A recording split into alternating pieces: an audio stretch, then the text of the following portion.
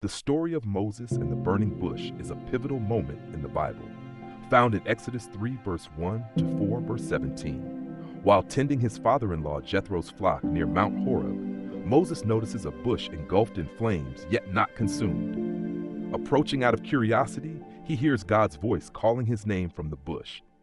God instructs Moses to remove his sandals, declaring the ground holy. He reveals himself as the God of Abraham, Isaac, and Jacob, expressing his awareness of the Israelites' suffering in Egypt and his plan to deliver them. God commissions Moses to confront Pharaoh and lead the Israelites to the Promised Land. Despite Moses' initial hesitations and concerns about his speaking abilities, God reassures him, providing signs and appointing his brother Aaron as his spokesperson. This encounter marks the beginning of Moses' mission to liberate the Israelites from slavery.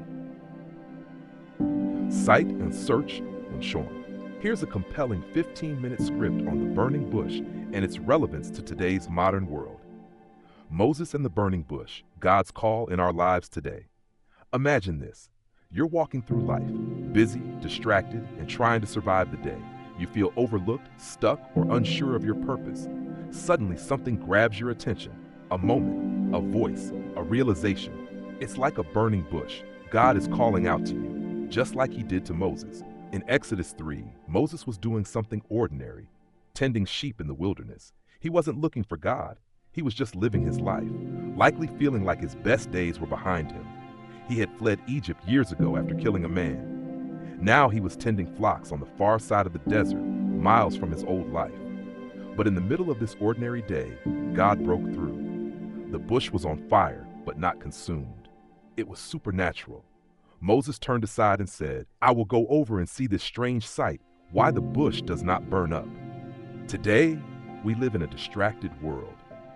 It's full of noise. Our phones buzz with notifications, our schedules overflow, and our hearts are burdened with busyness. How often do we miss the burning bushes in our own lives?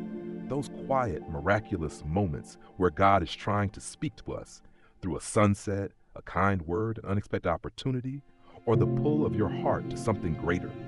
God still calls us in unexpected ways. He still invites us to turn aside to pause and listen.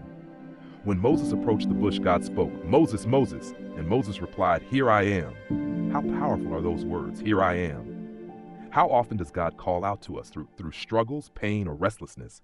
And how often do we resist, too busy to say, "Here I am"? Why does this story matter today? Because just like Moses, we're not forgotten. God knew Moses' name, just as he knows yours. He knows your struggles, your fears, your past mistakes, and your desire for meaning. At the burning bush, God revealed himself. "I am the God of your father, the God of Abraham, Isaac, and Jacob." Moses hid his face because he was afraid to look at God. How relatable is this? So often we feel unworthy, ashamed of our past, unsure of our purpose. We hide from God's call. But here's the truth. God doesn't call perfect people. He calls ordinary people, and he works through their imperfections. How does this speak to us today? God told Moses, "I have indeed seen the misery of my people in Egypt. I have heard them crying out because of their oppressors, and I'm concerned about their suffering." What does this tell us? 1, God sees. He sees the pain in our world today, the loneliness, division, injustice, and suffering. He sees your struggles. 2, God hears. Your prayers, your cries, and even the words you can't say. He hears them. 3, God cares. He's not distant or uninterested. He's concerned about the brokenness of this world and about your life. And just like in Moses' time, God has a plan to bring freedom and healing. But here's where it gets personal. God didn't just say, "I'll handle this." He said to Moses, "I am sending you to Pharaoh to bring my people out of Egypt."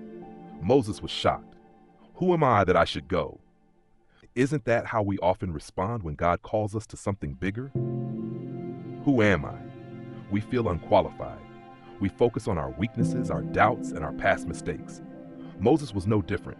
He was a fugitive, a stammerer, and a man who had once run away in fear. But God answered, "I will be with you." That's the promise that still stands today. God doesn't call you because of who you are. He calls you because of who he is. He equips you for what he calls you to do.